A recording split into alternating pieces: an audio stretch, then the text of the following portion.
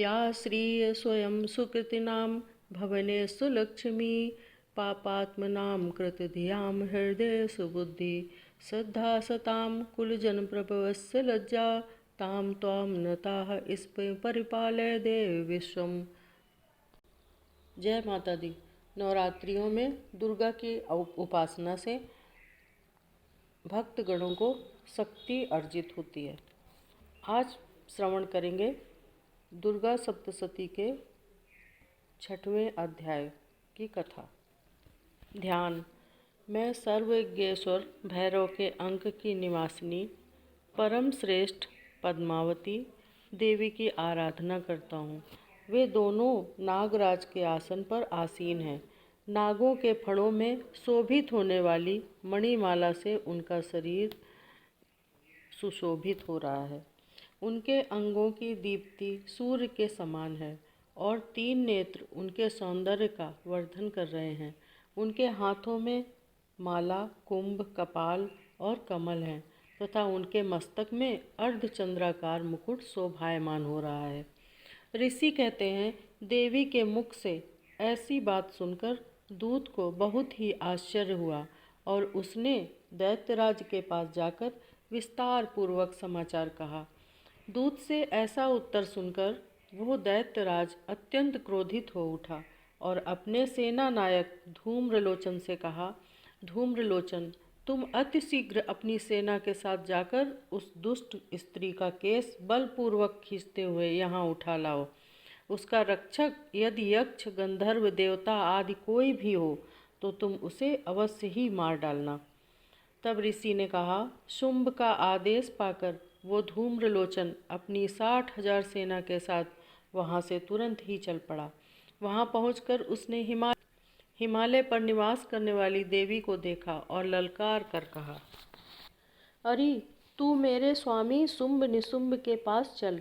यदि इस समय तुम स्वेच्छा से मेरे साथ नहीं चलोगी तो मैं तुम्हारे केस पकड़कर घसीटते हुए जबरन तुम्हें ले चलूँगा।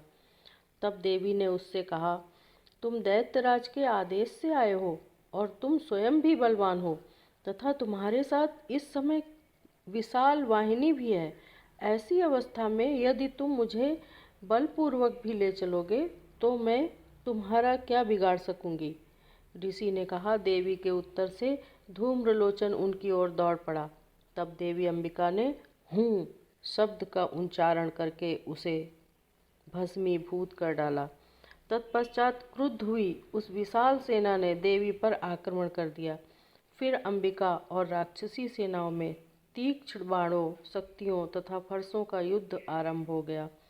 इतने में ही देवी का वाहन सिंह भी क्रोध से गर्जन करके अपने गर्दन के बालों को हिलाता हुआ असुरों को सेना में कूद पड़ा। उस सिंह ने कुछ राक्षसों को पंजों के खरोच से, कितनों को अपने जबड़ों से विदीर्ण करके और कितनों को धराशायी करके होष्ट की दाढ़ों का प्रहार करके मार डाला। कितने दानवों का उस सिंह ने अपने नाखूनों से पेट फाड़ दिया। कितनों का सिर थप्पड़ मार मार कर धड़ से अलग कर दिया। कितनों की भुजाएं और मस्तक उसने काट खाए तथा अपनी गर्दन के बाल हिलाते हुए उसने कितनों के ही पेट चीरकर उनके रक्तपान कर डाले। अत्यंत क्रोधित देवी के उस वाहन महाबली सिंह ने क्षण मात्र में ही सारी दानवी सेना का अंत कर दिया।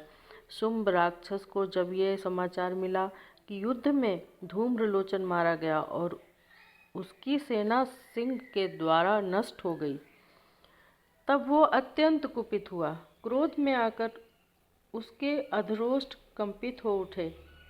उसने चंडमुंड नामक 2 महाबली दैत्यों को आदेश दिया, हे चंडमुंड, तुम लोग अपनी विशाल सेना लेकर जाओ और उस देवी को घसीट कर अथवा उसे बांध कर पकड़ लाओ।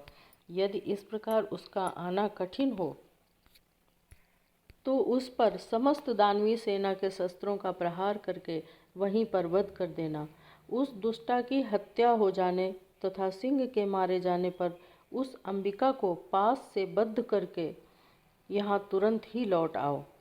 इस प्रकार मार्कंडेय पुराण के सावर्णिक मनवंतर कथा के अंतर्गत देवी महात्म्य में वर्णित सेनापति शुंभ निशुंभ एवं धूम्रलोचन वध नामक छठा अध्याय समाप्त।